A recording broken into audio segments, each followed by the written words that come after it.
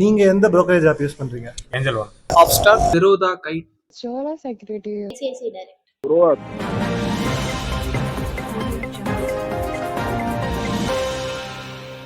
இன்னைக்கு டேட்ல ஸ்டாக் மார்க்கெட்ல பணம் பண்ணணும் அப்படிங்கிற ஆசை எல்லாருக்குமே இருக்கு.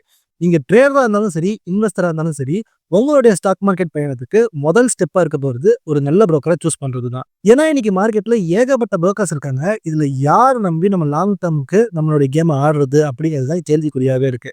அதுக்காக நான் லாஸ்ட் 1 இயரா எல்லா புரோக்கர்ஸையும் யூஸ் பண்ணிக்கிட்டு இருந்த கஸ்டமர்ஸ் கிட்ட போயிட்டு பேசி ரிவ்யூ எடுத்து சர்வே எல்லாம் எடுத்துட்டு பெஸ்ட் புரோக்கர்ஸ் யாரெல்லாம் அப்படிங்கறத லிஸ்ட் எடுத்து ஒரு ரிசர்ச் பண்ணி வச்சிருக்கேன். அதுதான் இப்ப பார்க்க போறோம். அதோட ஆனந்த் சங்கராசனோட ஆர்டினரி ஸ்டாக்ஸ் எக்ஸ்ட்ராடனரி ப்ராஃபிட்ஸ் புக்கில் இந்த புரோக்கரை எப்படி சூஸ் பண்ணணும் அப்படிங்கிறதுக்கு ஒரு தனி சாப்டர் இருக்கு. அந்த சாப்டரையும் படிச்சுட்டு அதுக்கேற்ற மாதிரி நம்மளுடைய புரோக்கரை சூஸ் பண்ண முடியுமாங்கிறது இந்த வீடியோல பார்க்க போறோம். மோஸ்ட் ஆஃப் இன்ஃப்ளூயன்சஸ் எந்த புரோக்கர் எவ்வளவு சார்ஜஸ் போடுறாங்கிறத மட்டும் சொல்லிட்டு போயிடுறாங்க. பட் நம்ம சார்ஜஸோட ட்ரஸ்ட் தான் முக்கியமா பார்க்குறோம் இல்லையா? அதனால யாரை லாங் டர்முக்கு ட்ரஸ்ட் பண்ணலாங்கிறத நீங்க என்னைக்கு இந்த வீடியோ பார்த்தாலும் சார்ஜஸ் மாதிரி இருக்கலாம், பட் இந்த ட்ரஸ்ட்ங்கிற ஃபேக்டர் மாறாது. ஸோ உங்களுக்கு ரிலேட்டபிளாகவே இருக்கும். ஒருவேளை உங்க புரோக்கர் உங்க ஸ்டாக்ஸ் தூக்கிட்டு ஓடி போயிட்டா என்ன ஆகும் அப்படிங்கிறது இந்த வீடியோல பார்த்துடலாம். So A to Z how to choose a broker அப்படிங்கிறத இந்த வீடியோ இருக்க போகுது. நான் Vignesh, is financial value tape. First வீடியோக்கு முன்னாடி ஒரு டிஸ்க்ளைமர், இந்த வீடியோல எந்த ஒரு ஸ்பான்சருமே இல்லை. நான் எந்த புரோக்கர் யூஸ் பண்றேனோ உங்க லிங்க் போட்டு தரேன், வேணும்னா கீழே செக் பண்ணி பார்த்துக்கோங்க. பட் எதுவுமே ஸ்பான்சர் கண்டென்ட் கிடையாது. ஸோ நம்மளும் எல்லாரும் மாதிரி சார்ஜஸ்லேருந்தே போயிடலாம், போக போக இந்த ட்ரஸ்ட் ஃபேக்டருக்குள்ள வரலாம். சார்ஜஸ்ல வந்தோம் அப்படின்னா இன்னைக்கு டேட்ல யாருமே ஓப்பனிங் சார்ஜஸ் அப்படிங்கிறது போடுறது கிடையாது. அதுக்கு பதிலாக ஆனுவல் மெயின்டெனன்ஸ் சார்ஜஸ் தான் போடுறாங்க.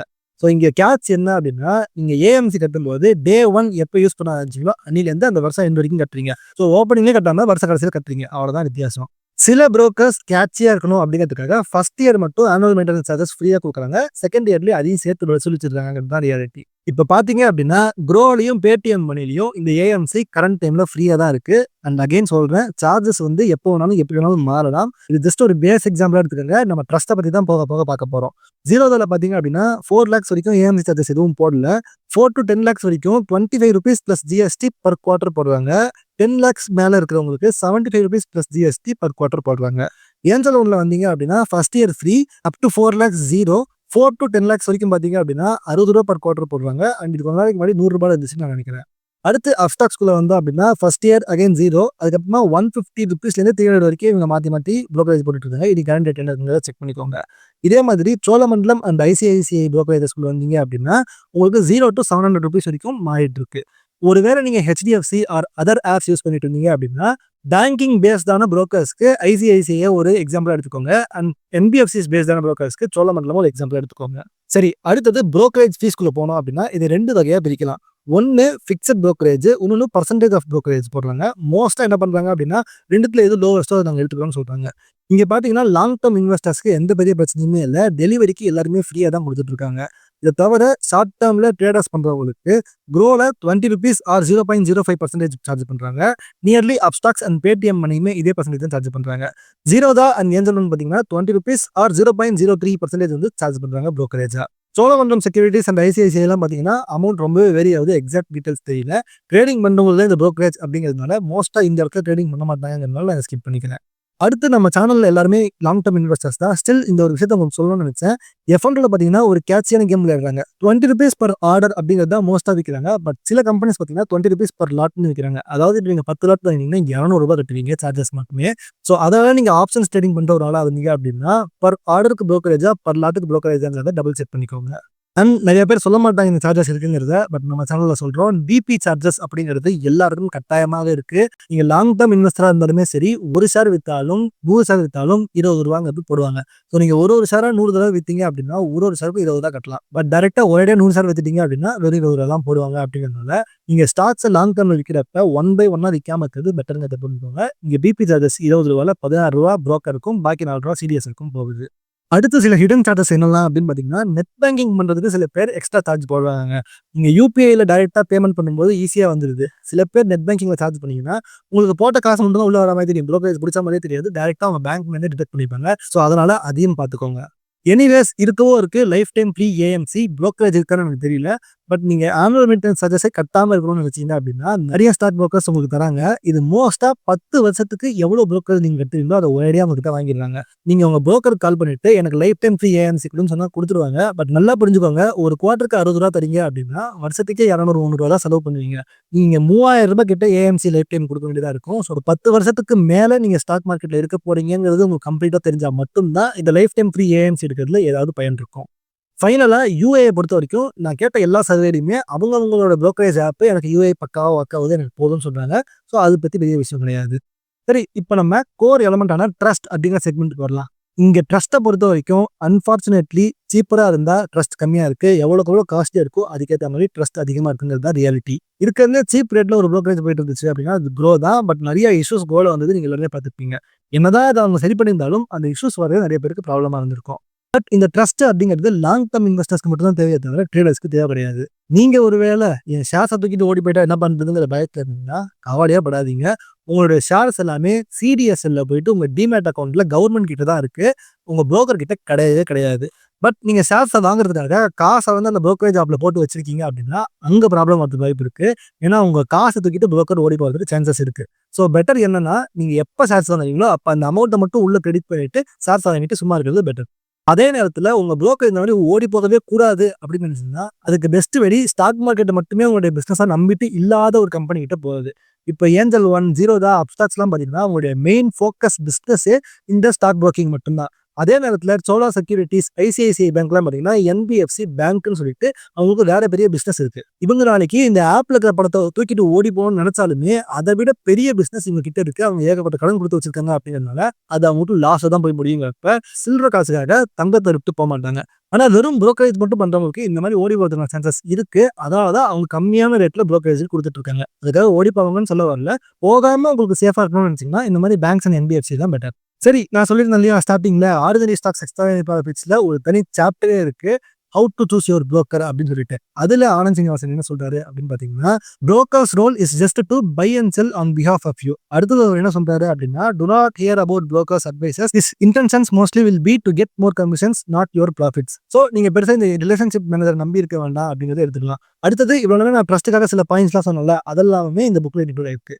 சரி, இப்போ ஃபைனலாக நான் எந்த புரோக்கரேஜ் யூஸ் பண்ணுறேன் அப்படிங்கிறத பார்க்கலாம். நான் ஆக்சுவலாக பேங்க் ஆர் என்பிஎஃப்சிக்கு தான் போயிட்டு நம்மளுடைய புரோக்கரேஜ் ஓப்பன் பண்ணணும்னு நினச்சேன். பட் ஸ்டார்டிங்கில் நம்ம ஜஸ்ட் ஸ்டாக் மார்க்கெட் கற்றுக்கும் போது இந்த மாதிரி ஜீரோதா, ஏஞ்சல் ஒன் மாதிரியான ஆப்பே போதும், ஒன்ஸ் ஒரு நல்ல போர்ட்ஃபோலியோ பில்ட் ஆனதுக்கப்புறமா நம்ம பேங்க்ஸுக்கு மாறலாம் அப்படின்னு ஐடியா தான் இருந்தேன். அதில் நான் ஏஞ்சல் ஒன்று தான் சூஸ் பண்ணேன். பட் அந்த 1 இயர் முடிவில் நான் போர்ட்ஃபோலியோ கடைசியில் மாற்றவே இல்லை. அது ஏன் அப்படிங்கிறத ரிவ்யூ செக்ஷன் உங்களுக்கு புரிய வைக்கிறேன். இன்ஃபேக்ட் இப்போவே நீங்கள் என்ன பார்க்க போறீங்க அப்படின்னா, நான் யாருக்கிட்டலாம் இன்டர்வியூ எடுத்தனோ அவங்களோட ரிவ்யூஸ் என்னெல்லாம் அந்த ஆப் பற்றிங்கிறத கிளியராக பார்த்துக்கோங்க. ஹாய், ஹாய், நீங்க எந்த ட்ரேடிங் ஆப் யூஸ் பண்றீங்க? நான் வந்து ஜெரோதா கைட் வந்து யூஸ் பண்றேன் ஃபார் ட்ரேடிங். ஓகே, நீங்க ஒரு ட்ரேடரா இல்ல இன்வெஸ்டரா? I am investor. Long term investing is best. எவ்வளவு நாளா இந்த ஆப் யூஸ் பண்றீங்க? பாஸ்ட் ஒரு 1.5 வருஷமா யூஸ் பண்ணிட்டு இருக்கேன். ஓகே, 1.5 இயர்ஸா யூஸ் பண்றீங்க. நீங்க இந்த ஆப்ல ஏதாவது ப்ராப்ளம்ஸ் ஃபேஸ் பண்ணிருக்கீங்களா? எவ்வளவு தூரம் ட்ரஸ்ட் பண்றீங்க இந்த ஆப்ல? இல்ல, சோஃபார் எனக்கு வந்து ஒரு ப்ராப்ளமும் இல்லை. Okay, it's working fine. Nice. And உங்களுக்கு கஸ்டமர் சர்வீஸ்ல ஏதாவது பிரச்சனை இது வரைக்கும் வந்திருக்கா? இல்ல நீங்க கஸ்டமர் சர்வீஸ் இது வரைக்கும் யூஸ் பண்ணிருக்கீங்களா? இல்லை, கஸ்டமர் சர்வீஸ் வரைக்கும் போகிற அளவுக்கு எனக்கு ப்ராப்ளம் வந்தது இல்லை. யூசர் ஃப்ரெண்ட்லியாக இருக்குல்ல. Okay, nice, thank you. Hi sir, நீங்கள் என்ன ஆப் வந்து ஸ்டாக் புரோக்கிங்க்கு யூஸ் பண்ணுறீங்க? I'm using Upstock and Stockhat, Upstox வந்து எவ்வளோ நாளாக யூஸ் பண்ணுறீங்க? and maximum of last 3 years I'm using that, Uh. and even the Stockhat also I'm using simultaneously. அப்ஸ்டாக்ஸில் customer service எப்படி இருக்கு? அந்த ஆப் பற்றி நீங்கள் என்ன நினைக்கிறீங்க? Means I can say that F&O service is very very very very, it's good. I can say that because compared to other Grow or some Grow and Stockhat, Upstock is better. I feel that. Okay, customer service நீங்கள் use பண்ணியிருக்கீங்களா? Mostly customer service, because see all the benefits are given to us, then why should I be going with the customer service? The apps is completely useful and the benefits are, it's good compared to other purpose. Thank you. Hello. Hello. நான் அந்த interview கால் ஒன்று வேணும்னு கேட்டிருந்தேன்ல, அது இப்போ எடுக்கலாமா? சொல்லுங்க bro. Okay. நீ எந்த brokerage ஆப் வந்து ஆக்சுவலா யூஸ் பண்றீங்க? நான் வந்து க்ரோ ஆப் யூஸ் பண்ணுறேன். எவ்வளோ நாளா யூஸ் பண்ணிட்டு இருக்கீங்க? க்ரோ ஆப் நான் ஒரு 1.5 இயர்ஸாகவே யூஸ் பண்ணுறேன் ப்ரோ. Years okay. ஆக்சுவலி எதனால க்ரோ ஆப் சூஸ் பண்ணேன்? க்ரோ ஆப் எதனாலனா லைக் சார்ஜஸ் அதில் கொஞ்சம் கம்மியாக இருக்கும் மற்றதை கம்பேர் பண்ணி. முன்னாடி ஏஞ்சல் ஒன்லாம் யூஸ் பண்ணியிருக்கேன், பட் அதை விட இது வந்து கொஞ்சம் சார்ஜஸ்லாம் கம்மியாக இருக்கும். ஓகே, சார்ஜஸ்க்காக இதை எடுத்தீங்க. ஓகே, ஆ, நைஸ். மற்றபடிக்கு க்ரோ ஆப்பில் வந்து உங்களுக்கு வேற ஏதாச்சும் இஷ்யூஸ் இருக்கா? நீங்கள் ட்ரஸ்ட்டாக க்ரோ ஆப்பை எந்த அளவுக்கு ட்ரஸ்ட் பண்ணுறீங்க? இதை ஏன் கேட்குறேன்னா, ரீசெண்டாக ஒரு ப்ராப்ளம் வேறு வந்துச்சு இந்த க்ரோவில். மியூச்சுவல் ஃபண்ட் இஷ்யூனால ஒரு ப்ராப்ளம் வந்துச்சு. அதை ஆக்சுவலாக சால்வ் பண்ணிட்டாங்க. அதை பற்றி ஆமாம். ஒரு க்ரோ ஆப் இன்வெஸ்டர் என்ன யோசிக்கிறீங்க? And உங்களுக்கு பொறுத்த வரைக்கும் க்ரோ ஆப்போட ட்ரஸ்ட் எந்த அளவுக்கு இருக்கு? நான் பெருசாக அந்த அளவுக்கு ரொம்பலாம் இன்வெஸ்ட் பண்ணுற ஆள் இல்லை ப்ரோ. நான் வந்து சும்மா லைக் அப்பப்போ இப்போ கொஞ்சம் அமௌண்ட் எக்ஸ்ட்ரா இருக்கோ சேவ் பண்ணுறதுக்கு பதிலா அதை போய் இன்வெஸ்ட்மெண்ட் பண்ணுற மாதிரி பண்ணுறது தான். ரொம்பலாம் பண்ணுறது இல்லை. அதனால நான் பெருசாக இதெல்லாம் பார்க்குறது இல்லை ப்ரோ. ஓகே, ஸோ நீங்கள் ஒரு சீரியஸ் இன்வெஸ்டர்னு எடுத்துக்க முடியாது, பட் ட்ரேடிங் பண்ணுவீங்களா? ட்ரேடிங்லாம் பண்ணதில்லை. நார்மலாக இன்வெஸ்ட்மெண்ட் எஸ்ஐபி அந்த மாதிரி போடுறது தான். Okay, okay. ஸோ உங்களுக்கு ட்ரஸ்ட்டில் எந்த இஷ்யூவும் கிடையாது ஆனால்? எனக்கு பர்சனலாக எதுவும் கிடையாது. Okay, nice. Thank you. Okay. Hi, நீங்கள் எந்த ஆப்பை ட்ரேடிங் ஆர் இன்வெஸ்டிங்க்கு யூஸ் பண்ணுறீங்க? ICICI Direct. ஓகே, நீங்கள் ட்ரேடரா இல்லை இன்வெஸ்டரா? I'm an investor. ஸோ மார்க்கெட்டில் எவ்வளவோ ஆப்ஸ் வந்து ஜீரோ ப்ரோக்கிங் சார்ஜஸ்லாம் கொடுக்குறாங்க. பட் அதெல்லாம் விட்டு நீங்கள் ஏன் இந்த பேங்க் மாதிரியான ஒரு ஆப்பை சூஸ் பண்ணீங்க? Maybe secured. என்னோட அப்பா அம்மாலாம் நிறைய நாள் ICICI Direct யூஸ் பண்ணாங்க. So I wanted to follow the same and I got very good investment suggestions from them. So I believe them to do better. நீங்கள் என்னைக்காவது கஸ்டமர் சர்வீஸ் யூஸ் பண்ணியிருக்கீங்களா? இல்லை, எனக்கு ஒரு ரிலேஷன்ஷிப் மேனேஜர் இருக்கான். So whenever I invest, I ask him for options. He suggests me the stocks and then I analyze. ஒரு 5-6 days கழிச்சு தான் நான் திருப்பி போவேன். But I never had any issues. இருந்தால் அவங்ககிட்டயே டேரெக்டாக கேட்குவேன். He used to help me out. அப்போ புரோக்கரே உங்களுக்கு இந்த சர்வீஸ் எல்லாமே பண்ணுறாங்க, அதாவது ரிலேஷன்ஷிப் மேனேஜர் வச்சு பண்ணுறாங்க. Like he has, even the admin work and all also he's helped me a lot. அப்போ இந்த ஒரு டிஃப்ரென்ஸ் நம்ம புரிஞ்சுக்கணும். அவங்க கிட்ட என்ன தான் சார்ஜஸ் அதிகமாக வாங்கினாலும் அட் த சேம் டைம் உங்களுக்கு எக்ஸ்ட்ராவாக ரிலேஷன்ஷிப் மேனேஜர் வச்சு சர்வீஸ் பண்ணுறாங்க. ஹலோ. ஹலோ. நான் அந்த இன்டர்வியூ பற்றி உங்கள்கிட்ட கேட்கணும்னு சொல்லியிருந்தேன்ல, ஸோ அது இப்போ கேட்கலாமா? ஓகேவா? யா சொல்லு. ஸோ நீ எந்த ஆப் வந்து புரோக்கரேஜுக்கு யூஸ் பண்ணுற, அதாவது ஸ்டாக் மார்க்கெட்டுக்கு? நான் வந்து சோலா செக்யூரிட்டி யூஸ் பண்றேன். ஓகே, ஆக்சுவலாக எதனால் இந்த சோலா செக்யூரிட்டிஸ் யூஸ் பண்ண ஆரம்பிச்சேன்? பர்சனலி நான் வந்துட்டு எனக்கு தெரிஞ்ச ஒரு ஃப்ரெண்ட் அங்கே தான் ஒர்க் பண்றாங்க. ஸோ ஓகே, அவங்களால எனக்கு தெரிய வந்துச்சு. அண்ட் ஓகே, பிரான்ச்சும் நியர்பை தான் இருக்கு, அதனால. And it is also Tamil community app. So okay. தமிழ்நாட்டிலேருந்து இருக்கிற ஒன் ஆஃப் த புரோக்கரேஜுங்கிறதுனால சோலாவுக்கு ஒரு தனி அட்வான்டேஜ் இருக்கு. ஆமா. ஓகே, ஸோ அங்கே சார்ஜஸ்லாம் எப்படி போடுறாங்க? அதெல்லாம் உங்களுக்கு பேர் பண்ணிக்க முடியுதா? சார்ஜஸ்லாம் கொஞ்சம் ஹை தான், பட் எனக்கு அது வேரபிளா தான் இருக்கு. ஓகே. நீங்கள் எந்த புரோக்கரேஜ் ஆப் யூஸ் பண்ணுறீங்க? Angel one. ஏஞ்சல் ஒன் எவ்வளோ நாளாக யூஸ் பண்ணுறீங்க? லாஸ்ட் ஒரு 6 to 7 months சார். ஓகே, எதனால் ஏஞ்சல் ஒன் சூஸ் பண்ணீங்க? ஃப்ரெண்ட் ஒருத்தர் ரெஃபர் பண்ணாரு, ஸோ அதனால். அந்த ஃப்ரெண்டு வேற யாரும் இல்லை, நான் தான். அவருக்கு நான் தான் இந்த ஆப்பை சஜஸ்ட் பண்ணேன். ஏஞ்சல் ஒன்று நான் ஏன் சஜஸ்ட் பண்ணுற அளவுக்கு போனேன் அப்படின்னு பார்த்தீங்கன்னா, நான் சொன்ன மாதிரி 1 yearக்குள்ளே நான் இந்த ஆப்பை யூஸ் பண்ணலாம்னு நினச்சேன். பட் அவங்க கொடுத்த கஸ்டமர் சர்வீஸ் எனக்கு ரொம்பவே ஹெல்ப்ஃபுல்லாக இருந்துச்சு, ரொம்பவே நல்லா பண்ணாங்க. அதனால நான் அவங்ககிட்ட லாங் டேர்ம் நம்ம இவங்களே வச்சுக்கலாம் அப்படிங்கிற ஒரு முடிவுக்கு வந்துட்டேன். காரணம் என்னன்னா, ஃபர்ஸ்ட் டைம் எனக்கு வந்து ஸ்டாக் பிளிஜிங் என்னெல்லாம் தெரியாது. நான் ஒரு 900 rupees இருக்க வேண்டிய ஷேருக்கு 900 rupees எக்ஸாக்டாக போட்டேன். பட் ஏதோ சார்ஜஸில் போயிடுச்சு போல. 855 rupees தான் அக்கௌண்ட் இருந்துச்சு. நான் பாட்டுக்கு ஒரு ஸ்டாக் வாங்கும்போது அந்த ஸ்டாக்குக்கு 5 rupees கம்மியாக இருந்துமே அது வாங்கியாச்சு.